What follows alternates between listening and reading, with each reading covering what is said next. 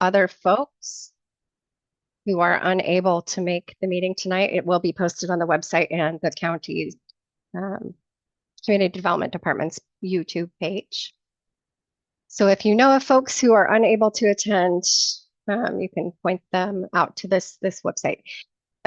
So my name is Kelly. I'm the Community Development Director for Wasco County, and I'm joined tonight by Sean Bailey, who's the Senior Planner. Sean will be monitoring the chat for any questions that you have.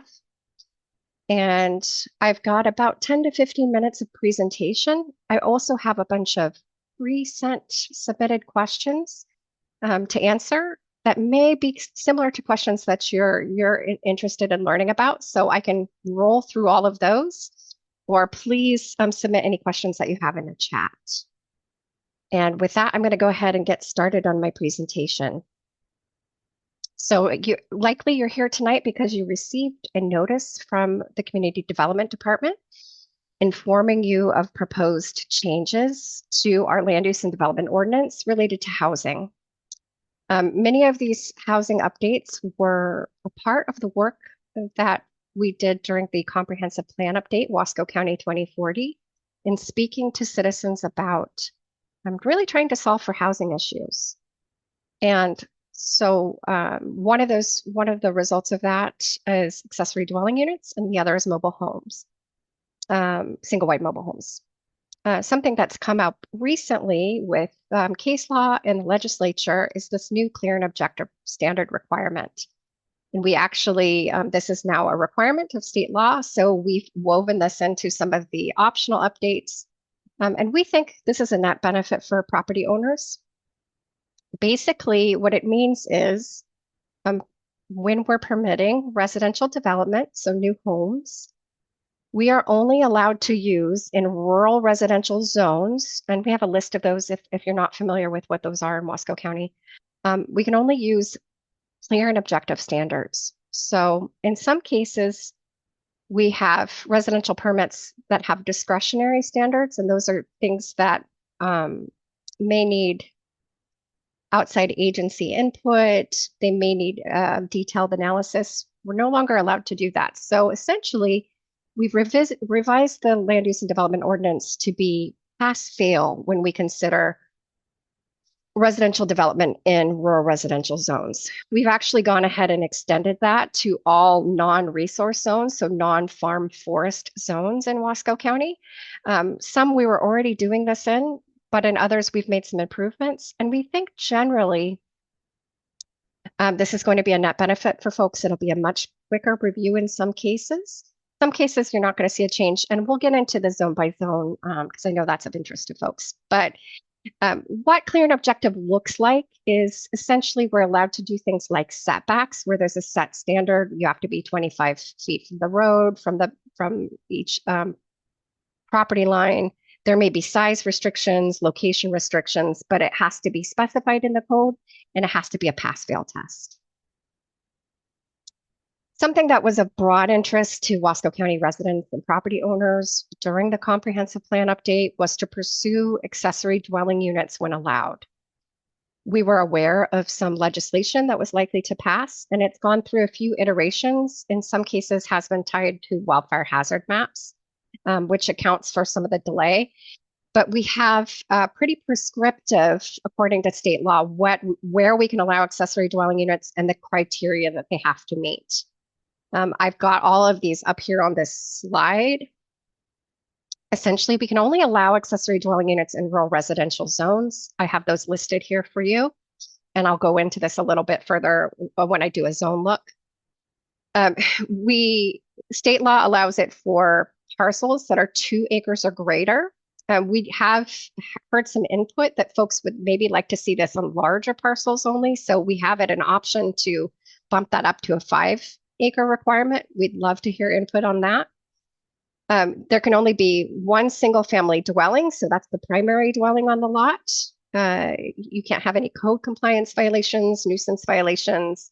It does need to be serviced by a structural fire protection agency, so not Oregon. A few homes in Wasco County are serviced only by Oregon Department of Forestry, and that's really for wildfire containment. You have to meet regulations with respect to sanitary waste and water supply. It needs to be hooked up to the primary dwelling's septic system, so you can't install a separate septic system, and you will need to go through a pre-authorization with the health district. There's a size limitation of 900 square feet. It needs to be 100 feet from the existing family dwelling. And you will need to put a deed restriction that limits you from using it as a short-term rental.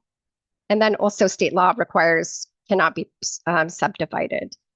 We also need to have some defensible space and fuel break standards consistent with what we already require in Wasco County in Chapter 10. So these criteria are all laid out in state law. We've done our best to operationalize them or make them make sense according to the code that we already have. The only thing that we're really looking for feedback at that point, other than do we still want to do this, is the 2-acre or 5-acre standard. One of the other issues that we talked extensively to citizens about during the comprehensive plan update was we identified a longstanding prohibition against single-wide mobile homes in most zones. And we recognize that that is reduces the options for affordable and diverse housing in Wasco County. So we asked residents if they would like us to remove that prohibition. And I think we heard pretty consistently yes. But folks really wanted us to add some additional design standards specifically related to roof pitch and the manufactured date. And I think the sentiment that I heard pretty widely was they were concerned about flat roofs just because of snow load. And then very concerned about really old single-wide mobile homes. So we've added a couple options in the code. We couple alternatives for citizens to look like. We'd love to get some feedback on that. And even if you're not happy with those standards, we'd love to hear what seems more reasonable. Right now, with the manufacture date, we have 15 or 20 years, and we have a couple variables for roof pitch. There are some additional changes that we are proposing in line with this. Something that we've heard for years is that folks want more flexibility with respect to accessory structures. And what that means is essentially garages, detached shops, sheds, things not in conjunction with agricultural use or forestry use.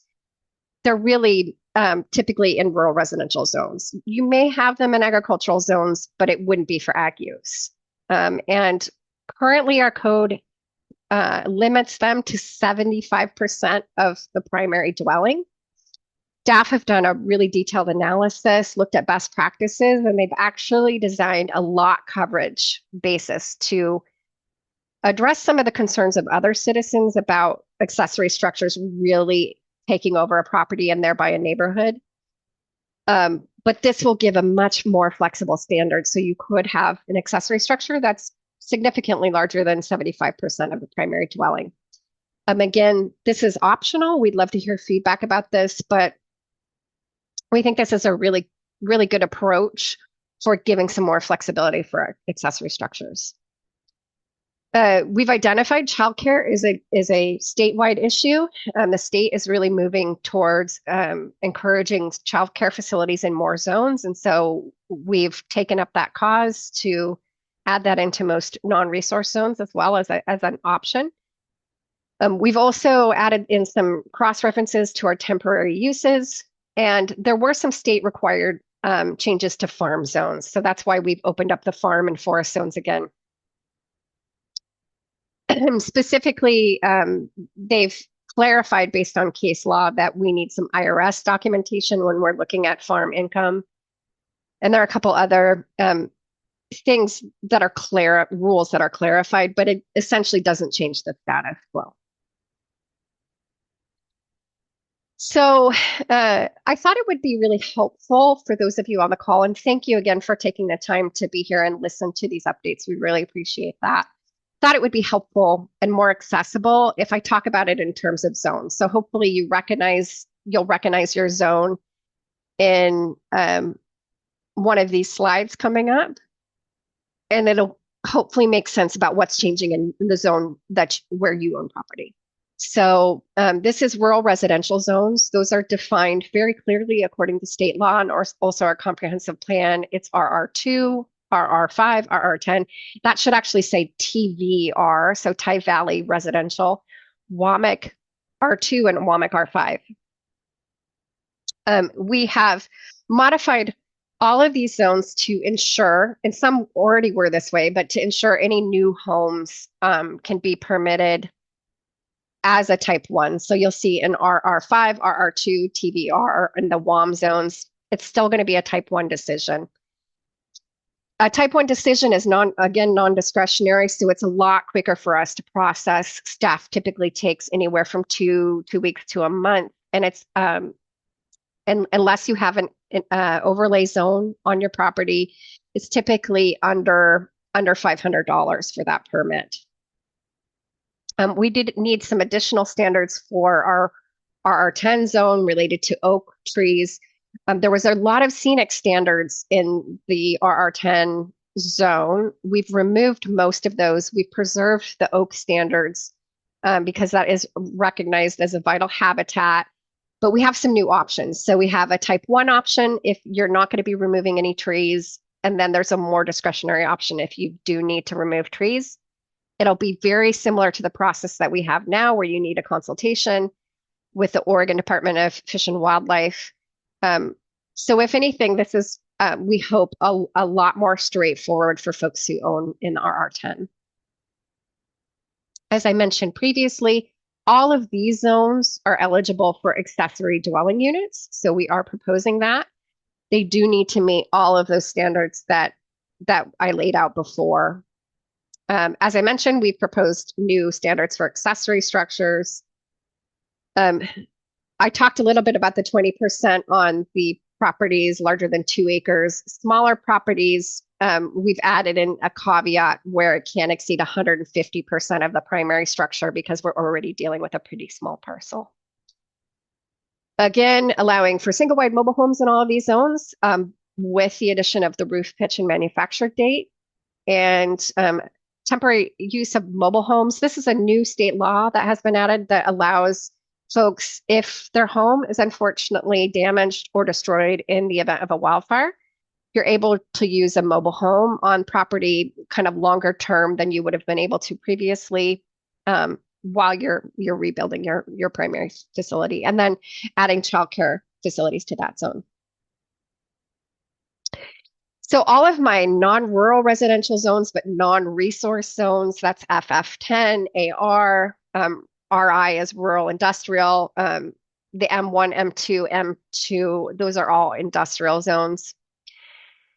Those do have some new clear and objective standards for homes. In FF10, that's the farm forest non-resource zone, where we've always separated homes that are constructed in conjunction with a forest or farm operation and ones that are non-farm or forest. We've maintained that farm and forest use will be a type 1 review, so that's a little bit easier. New homes in conjunction with farm and forest, not in conjunction with farm and forest, used to be a conditional use permit. They will now be a type 2 permit. So again, a little bit easier, a little bit more affordable process. But there is going to be a development envelope. It has to be within 300 feet of the road, and you can't remove any Oregon white oaks. These are all, again, consideration of habitat, but also that this zone is really intended to be a transitional zone between resource use and residential. So that's why we've created this pathway for 10% development envelope. We've also maintained a discretionary pathway in this zone so that if you can't meet any of those clear and objective standards, you still have the current status quo of being able to talk to ODF and W, talk to some other folks, and still go through that permitting process. So it's sort of like a variance to these standards. So if anything, it's maintaining the status quo, but we have some new options that really we think will expedite the home permitting process. In AR, homes will still be a type 1. And then in all of our rural industrial zones, why those are up there is we do have caretakers quarters available for industrial uses. And so we had to scrutinize that criteria and make it clear and objective. It was pretty discretionary. And so you'll see a lot of new language in there. We're requiring some documentation that the permit is non-transferable. These are all best practices statewide. It's an uncommon permit that we process, but it is something that we want to be considerate of for folks who do have industrial uses in those zones. That should actually say accessory dwelling units are not permittable. So we cannot permit accessory dwelling units in any of these zones. And we are adopting the accessory standard for structures in all of these zones. Again, allowing single wide mobile homes with those roof pitch and manufacture date, temporary use of mobile homes after wildfire events, childcare facilities. Oh, and it says there on the bottom, accessory dwelling units not allowed by state law. I apologize for the error. It was a copy paste error. So I mentioned we did have to open up the farm and forest zones because of some changes made to state law. We also wanted to adopt this new accessory structure language for those zones. Again, separate and distinct from agricultural structures, which we permit in both zones. That goes through a different building codes process, a different review process that doesn't have size limitations typically. So we're not doing anything with agricultural structures. This is really things that aren't in conjunction with farm or forest use. And same rules apply. It's the 20% total lot coverage. I mentioned you'll need, there is a new requirement for IRS documentation with the income test. And then also we're able to allow mobile home usage after a wildfire event in those zones.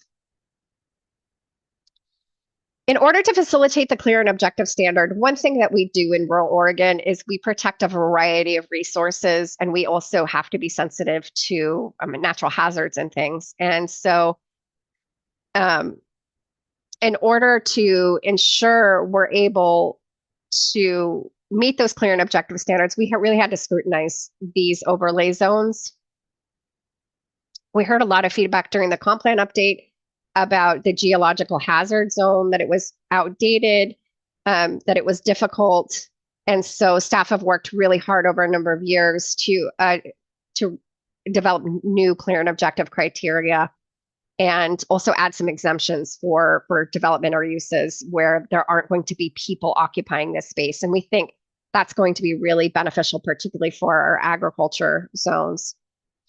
We have an overlay zone 7 that deals with our wild and scenic rivers. So that's specifically the White River, and then also our Oregon Scenic Waterways, which is John Day and the Deschutes River.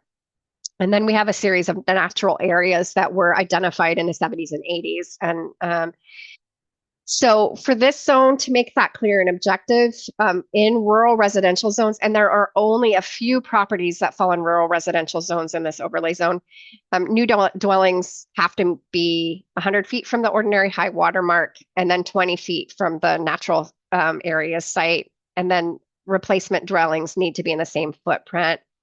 However, if you can't meet these standards, you will have the option of pursuing a discretionary path.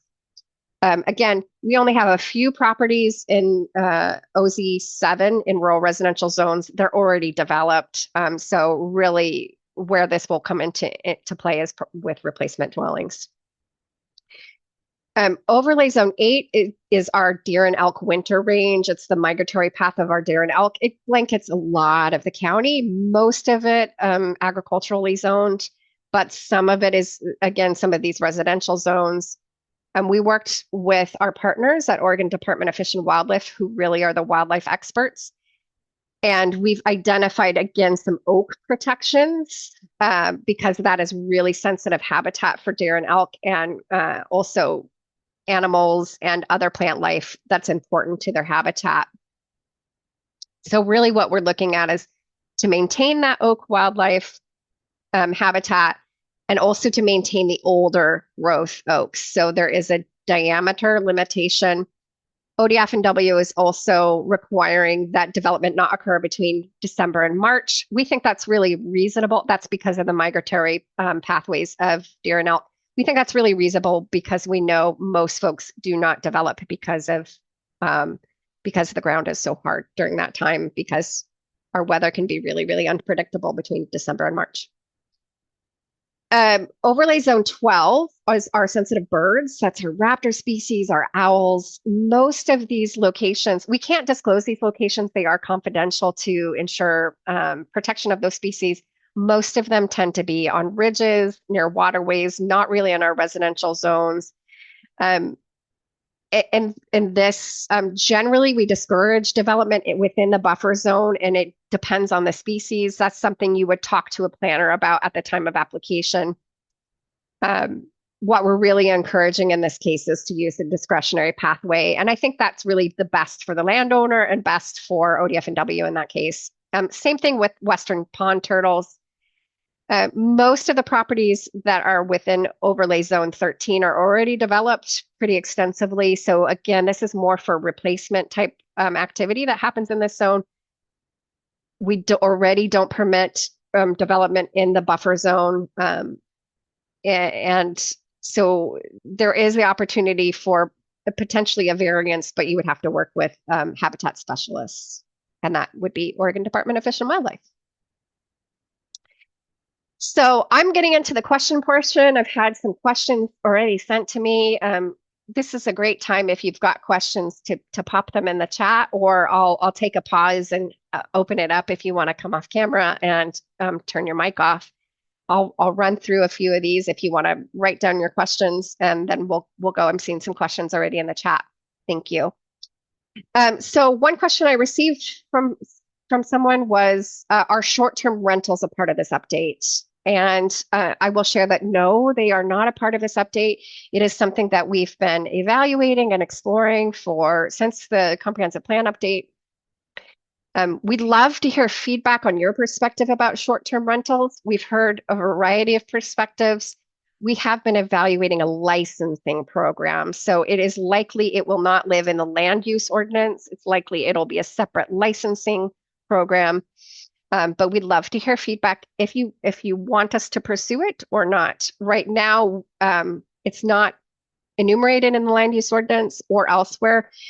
So it's a gray area. Generally, if it's not in the land use ordinance, we wouldn't permit it.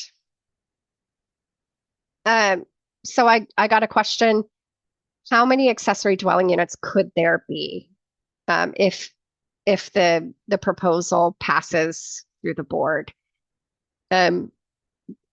What I shared was there's a lot of variables that factor into the total number of accessory dwelling units. The analysis, we've done a buildable land study and also a housing needs analysis kind of proxy that's available on our project website. The best possible estimate we have is a little over 1,000 lots that would be eligible for an accessory dwelling unit. But what I want to make sure that residents are aware is the mandatory criteria that was put into law by state legislature, it is going to have some drawbacks for residents. First, you have to have at least 2 acres. If folks want to go with 5 acres, it may be 5 acres. But more critically, you have to be tied into the existing septic system. And even if you were to build a 1-room accessory dwelling unit structure, DEQ requirements would require the health department to rate it at a 2-bedroom structure. And if you know, I'm sure folks know about septic systems, they're rated by the bedroom. And so our assumption is most landowners, when they put in their septic system for their primary dwelling, probably didn't overbuild their septic system. It was probably rated for whatever their home was. So 3 bedrooms, it was a 3-bedroom septic system, which means that you may need to modify the existing septic system or put in a new septic system. And we recognize that could be cost prohibitive for some residents. We also recognize for smaller parcels where a new septic system will require a new drain field and a new replacement drain field, that it may become an impossibility just based on the land availability. So we want to make sure folks are very cautiously optimistic about the accessory dwelling unit, but are aware there are some costs and considerations that folks need to make when scrutinizing their own property to see if this is viable. Two, there are some other considerations, making sure that you are in a rural fire protection district and not serviced only by Oregon Department of Forestry. Having that knowledge that there are going to be some fire hardening practices that you need to be committed to that can also increase cost of build. And then I know some properties may not be able to accommodate a home right within 100 feet of the primary dwelling. So there are some factors that, again, worth spending the time to look at that state criteria and evaluating for yourself if you think it's possible. And it's also something planners can talk through with you. I'm going to get to one more question that I've got prepared, and then we'll jump into the chat. So I received a question, why can't accessory dwelling units be permitted on exclusive farm use, FF10 or AR properties, or any of our forest properties? And the simple answer is that state law does not currently allow us to permit accessory dwelling units. There are a lot of significant proposals in front of the legislature, this legislative session, to potentially modify this. But as of right now, we are only permitted to allow them in rural residential zones. What defines a rural residential zone is very specific according to state law. You'll see a definition in the new proposed draft. And we've also, in preparing for this, when we went through Wasco County 2040, we did acknowledge this in the comprehensive plan. So there is also nexus.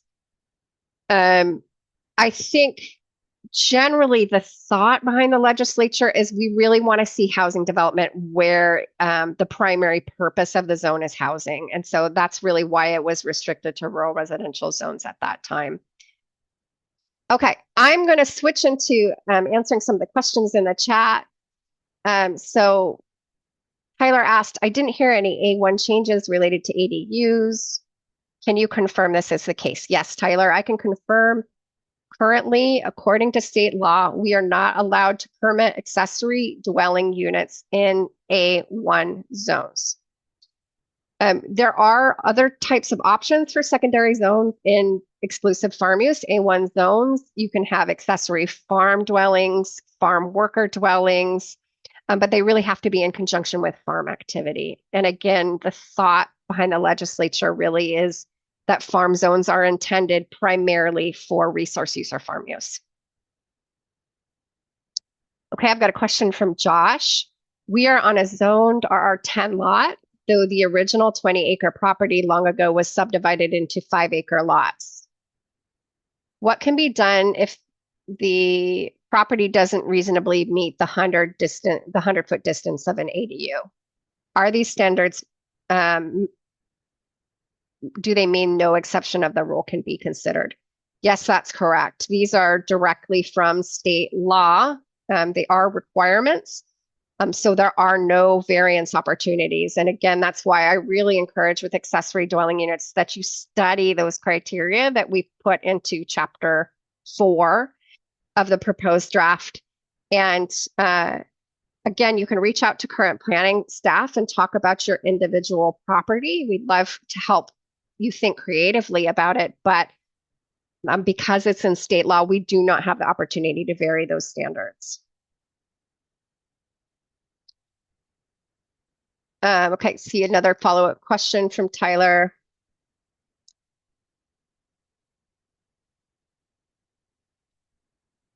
Yes, there could be multiple structures with no limit as long as they didn't exceed the total lot coverage. That's correct. Okay, I'm going to move on with my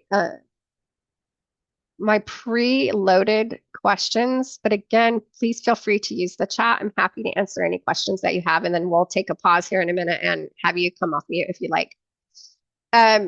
So another question we received is, why are clear and objective standards not required in farm and forest zones?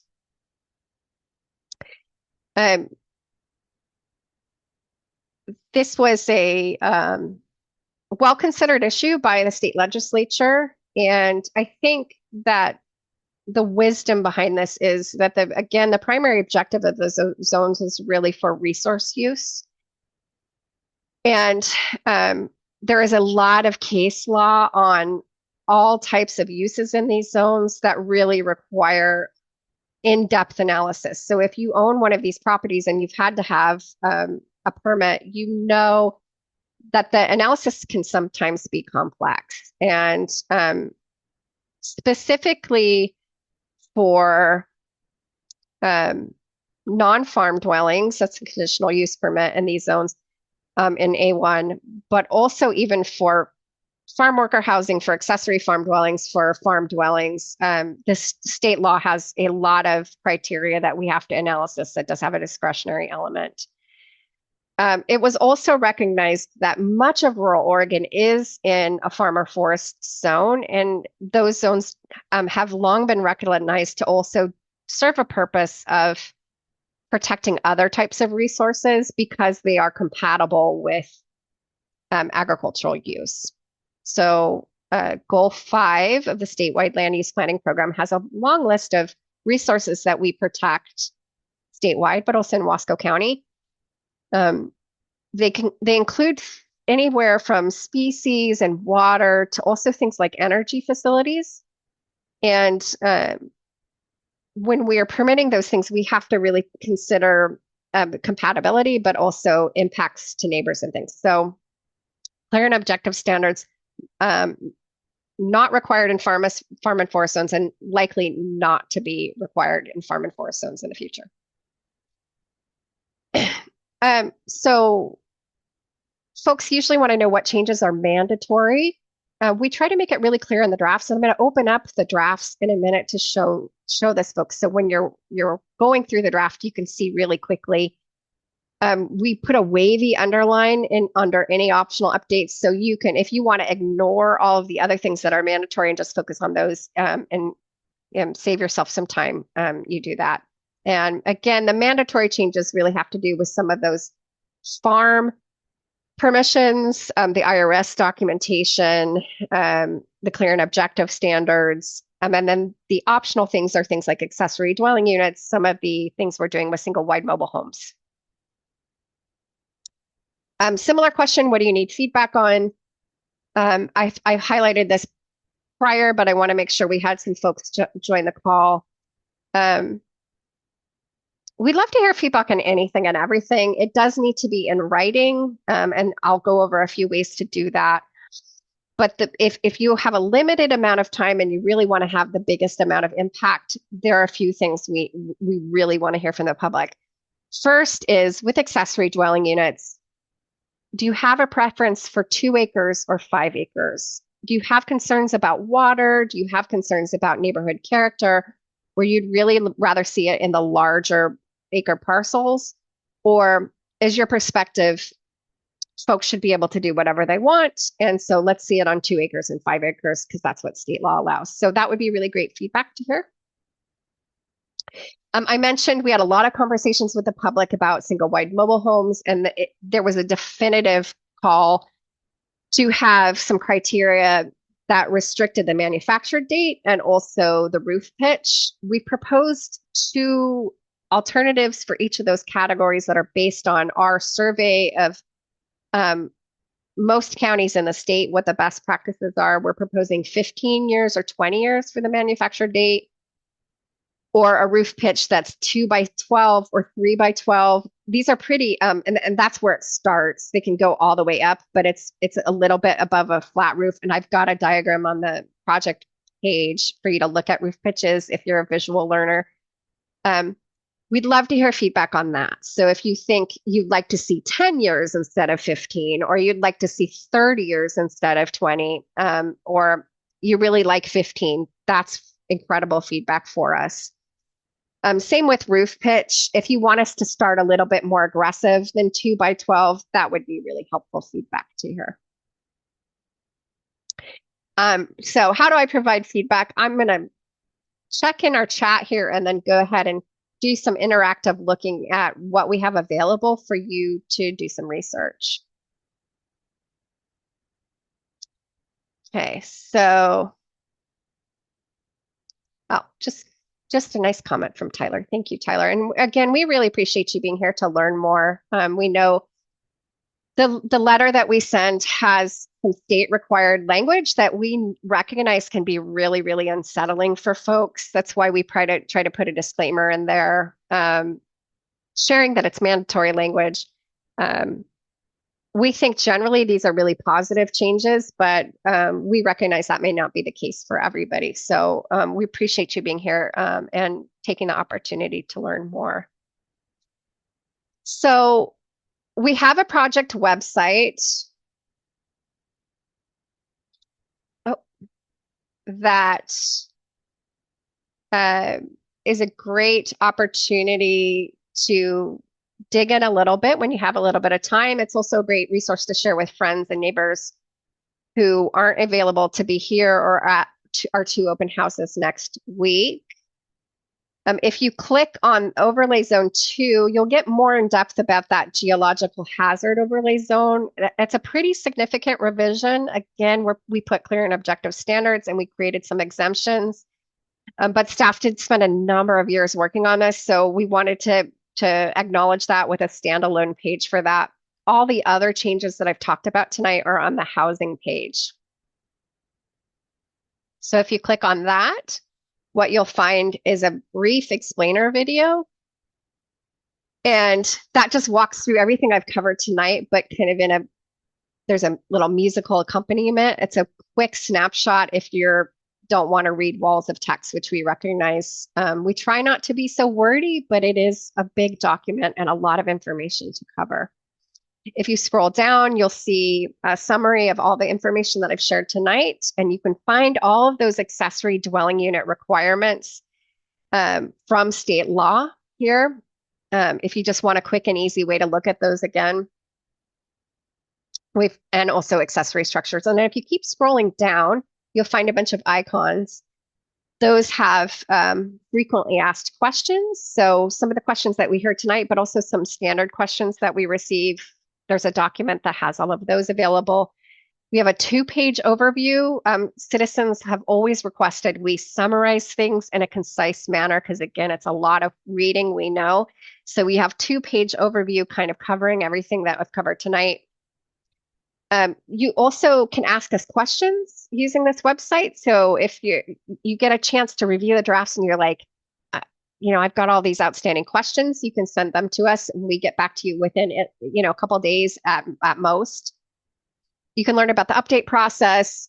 You can send us feedback. Again, we do need to take feedback in writing. So this is one method to do that. You also will have my email in the mailed notice. You can send it to my email. You can also send us a letter. I love receiving letters. So any of those function to go into the record that the Planning Commission and the Board of County Commissioners will see. So that's a really, we've tried to make it as easy as possible to send us feedback. At the open houses next week, we will also have some feedback available if you want to do it in person. I mentioned tonight the housing needs analysis based on our buildable land study. That's really focuses on our non-resource lands. But if you want to kind of get a sense of the state of housing in Wasco County, what we're watching out for, what we're trying to address, that's a really, it's a little bit more in depth and it's a little bit more reading. But if you really want to dig in, that's a really great resource. And then I mentioned there's a roof pitch diagram. So if you're a visual learner and you want to see what those roof pitches look like, that's a good tool. There is an Ask a Planner that we had prior to the first of the year. A lot of this information we shared tonight, but it's a good tool. Again, tonight is being recorded so we can share it in this way too. I wanted to share also another tool that we've incorporated the last couple years with our drafts to make it a lot more interactive for citizens is we're using an online software called Conveo. That's a separate website that hosts the drafts.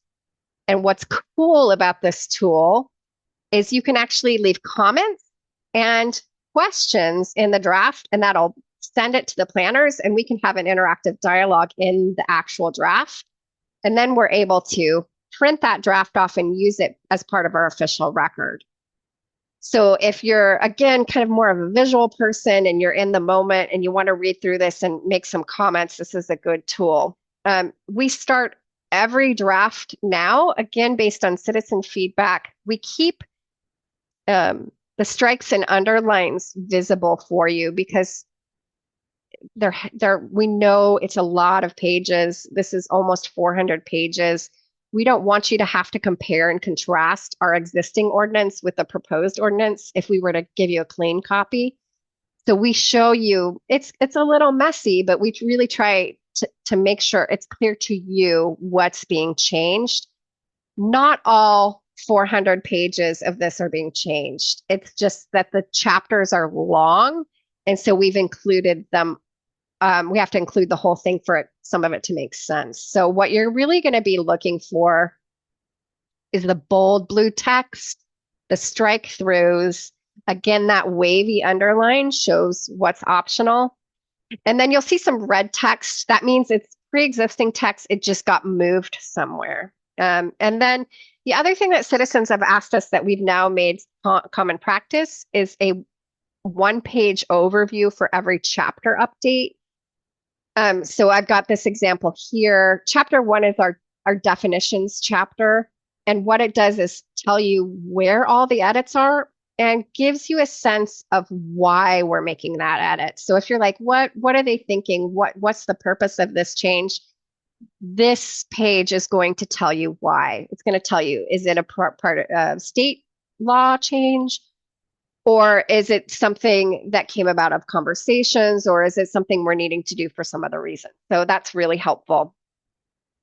So if you scroll down here, here's a great example, accessory structure, where we've striked out the 75% requirement and created a definition that's more flexible. And if you can, I don't know if you can see this little plus arrow mark, that's how you just type it in. We'll need to log in, and that's so we can make sure to give you feedback. But you can highlight that part and go, what does this mean? Why are you making this change? So that's another resource that's available. Again, worth a scroll through, and I think you'll find, like this page, for example, has no edits on it. So when you're scrolling through, you really want to look for that bright blue bold text or the strike throughs or the red text. So you'll be able to scroll in some of these sections, especially chapter 1, pretty quickly, and parts of chapter 3. That concludes my formal preloaded presentation. At this point, I'd love to invite folks, if they're interested, to come off mute and ask any questions. Thank you for your comment, Josh. It is a lot of complex state law. We work really diligent. We look at ourselves as technical experts, so we're really here to help make sure, one, we're in compliance with state and federal law, but two, we can make this make sense to citizens of Wasco County. And we are generally really excited about this update. Staff is really excited that we're going to be able to streamline some of these housing permits. It's something that we think is going to be beneficial to increase housing opportunities. So we hope that you find when you look through these updates that is the case. But enough of me talking. I'm going to turn off mute and give folks a chance to come off mute, come on the screen if you like, and ask any questions that you have. I'm happy to answer. I was wondering, this is Sheila Dooley. I was wondering if an accessory dwelling unit can't be used as a vacation rental. Do you have any ideas on how you would enforce that? Yeah, thanks, Sheila. I think it's a great consideration and question. For those of you who are not aware, Wasco County's code compliance program is a complaint-driven program. That means that even if we have suspicions, staff has suspicions or we see something, unless we receive a complaint, either a formal complaint, and it can't be anonymous, from citizens, or we get a heads up from a partner agency, like building codes, for example, we don't pursue a compliance case. We have to make it clear and objective, we have added in the requirement that when an accessory dwelling unit is being permitted, that folks will need to put a deed restriction um, on their property. And really, what the purpose of that is, where we find confusion resulting from land use laws typically isn't with folks who get the permit. Most folks we find are more than happy to comply with the conditions of approval. They understand the regulations, they understand why it's necessary. Where we really tend to have conflict or issues is with folks when we sell properties, particularly folks who are moving into Wasco County from outside of Wasco County.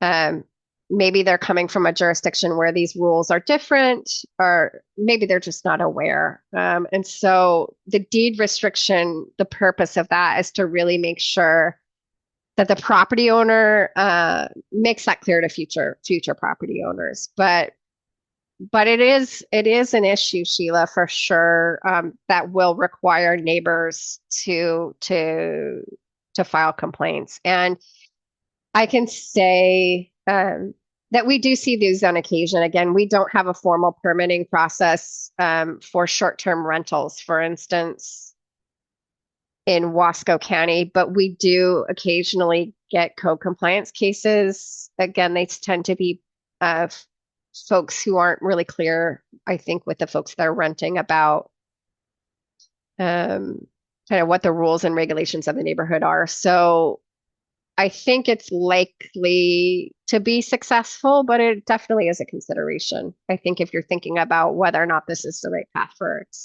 Wasco County. Thanks for the question. Oh, thank you. Then I guess I'm kind of concerned if you had an accessory dwelling unit and the other dwelling, and none of them were owner occupied, it seems like you're increasing the fire risk. Because a lot of people don't know, like people that start campfires and go off and leave them, they don't understand the fire risk. I know you have some home hardening restrictions and things like Right. that. Yeah. And they have to be in a fire district. I'm so glad you mentioned that, Sheila. One of the things we are really starting to focus with the code compliance program is, and this is under the auspices of our new planning director, Daniel Doherty, is that some of our wildfires we've noticed happen because of code compliance issues. And so, what we're really looking to do in the next several years is increase education and outreach with respect to code compliance issues and wildfire. So, I know that doesn't completely answer your question, but I think I recognize that that is a concern and something we're hoping that more education and outreach and again involving the public and recognizing that code compliance issues can result in pretty serious wildfires. I think it's been substantiated. Large Creek fire, which was devastating for South County, resulted in potentially some code compliance issues. Was as a result of some code compliance issues. So our hope is to really focus that program on life safety issues, particularly with wildfire. But it's not a complete and total solution, we recognize.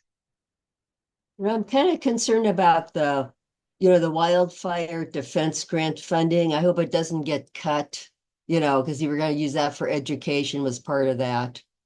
So, and what was it? Yeah, defensible space. Hopefully that won't get cut. Yeah. Yeah, we're really, really hopeful that we'll be able to maintain that project. For folks that aren't aware, Wasco County was awarded just under $6 million. A lot of it goes to our subrecipients, so a variety of fire professionals to do a bunch of mitigation work in kind of Juniper Flat, Tye Valley, Wamak, Pine Hollow area. So roadside fuel treatments, also some defensible space and defensible space education. And then our wildfire coordinator is working really hard in outreach. Our hope is that we'll be able to maintain that grant funding. It is, I think, a really good project for that area, and we are actually looking to potentially expand that to the north portion of the county with a new ask to target kind of 7 Mile, Chenoweth, parts of Mosier, and then potentially Petersburg. So, um, yeah, we really feel like education and outreach is a really good solution for making sure particularly newer residents are aware of fire risk.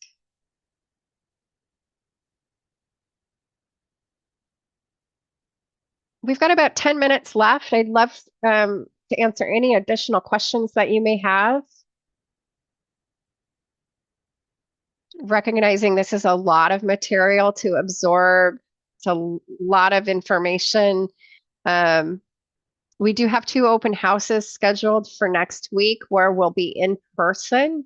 We'll have some planning staff there that you can talk to.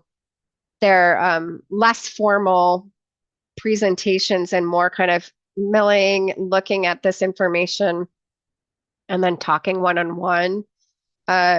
Tuesday night, 5:30, we'll be at the new 3rd Street building in the Kramer Room, which is where the Board of County Commissioner meets. The entrance for that is on Federal Street, 5:30 to 6:30. Wednesday night, 5:30 to 6:30, we'll be at the Tye Valley Community Center. Same thing, you can come in, talk to a planner. We really enjoy that face-to-face, one-on-one. We try to do one virtual option now that we have the technology, because we know it's a little bit easier to participate kind of when you come home from work and just jump on the computer. But we do love that face-to-face. So we've got those opportunities. And then we'll be going to the Planning Commission on April 1st, which is a Tuesday from 3 to 5, again at the Kramer Room, BOCC chambers, to talk to the Planning Commission about that. The next stage, if the Planning Commission hears all the testimony and is satisfied with the change, they'll make recommendations to the Board of County Commissioners, and then we'll have 2 hearings in May. Again, the board meets on the first Wednesday and the 3rd Wednesday of the month. Typically, hearings like these start at 9:30 on the dot. But in the meantime, if you're camera shy or you want to mull things over and ask questions, again, you can use the website to send in us a question. You can use the draft function. You can give us a call. Current planning staff come into the counter, talk to current planning staff. They're all prepared to talk to you about this. Again, you can send letters, send emails. We're happy to talk about this stuff. Again, we think generally this is a really positive step to addressing some of our housing needs in Wasco County, and we think generally these are more permissive standards, which I think is a benefit for addressing housing needs, but also streamlining some of our procedures that may feel daunting to some homeowners. And I think also some of the cost savings is going to be really beneficial for folks, because building a new home or placing a new manufactured home can be I recognize a very expensive prospect. So when we can kind of save funds, I think that's beneficial. But few minutes left. Anybody else want to ask any questions?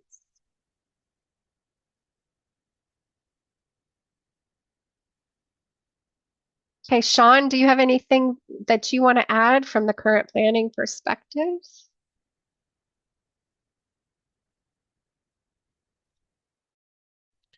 Not in particular. I would just like to say I think just since I helped directly more with the OZ2 geohazard updates, that we're excited to allow for some ways for people to possibly streamline it and save a lot of money, especially with accessory structures and agricultural buildings. So no, other than that, I'm happy to help with Any questions, we're available our office hours or at the next open houses, as Kelly mentioned, next week. And thank you everybody for joining tonight. Thanks, Sean. And, a lot of credit to Sean and other staff who worked really hard to think through these changes from a customer perspective. Again, the emphasis is, of course, being compliant with state law, but also really thinking about the customer perspective and how to make this make sense to folks and how to make it easy. And so they've done a really good job at helping advise us as we moved through these updates. So appreciate that. Our staff is an incredible professional staff. Again, we really think about ourselves as technical experts. So we're the ones who know all this jargon. We kind of live this jargon, live this technical information all day. And our goal is really to make it easy for you to understand and engage in, because that engagement is really important to us. We really want to make sure that this feels accessible, because we recognize those notices can be scary, change can be concerning. But hopefully you walk away today understanding that if anything, we're maintaining status quo in some of these zones, but on the whole, these changes are really more permissive with some caveats. So accessory dwelling units, it's not a free-for-all. There are some careful considerations that were evaluated by state legislature, kind of taking into consideration all of the things. But hopefully it will result in some new housing opportunities and single wide mobile homes. Again, we think adding in a new affordable option for folks is a benefit to getting more folks in good quality housing on the landscape.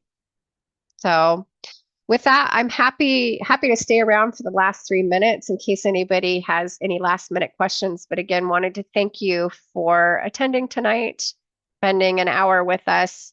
Appreciate you. We know you all are busy and have busy lives. So thank you. Thank you for taking an hour out of your day to listen.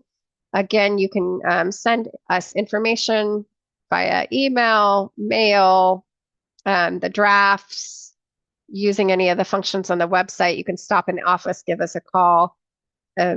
Testimony, comments do need to be written. So mail, you could drop off something if you don't want to mail it. You can send it by email, and then that'll make it into the record. That'll be seen by the Planning Commission and also the board. And we want to make sure you know we pass that information along unedited. The only thing we do is typically redact any email addresses, so that's not publicly available. So with that, thank you, Josh. With that, invite you to come visit us next week at the open houses, again, Tuesday and Wednesday. You can find that information available on the website, and hope you have a great evening. Oh, thanks, Kelly, for all the work you guys did on this. This is an amazing guide. Yeah. Thank you, Sheila. We really appreciate it. And thank you again for attending. Have a great night, everybody.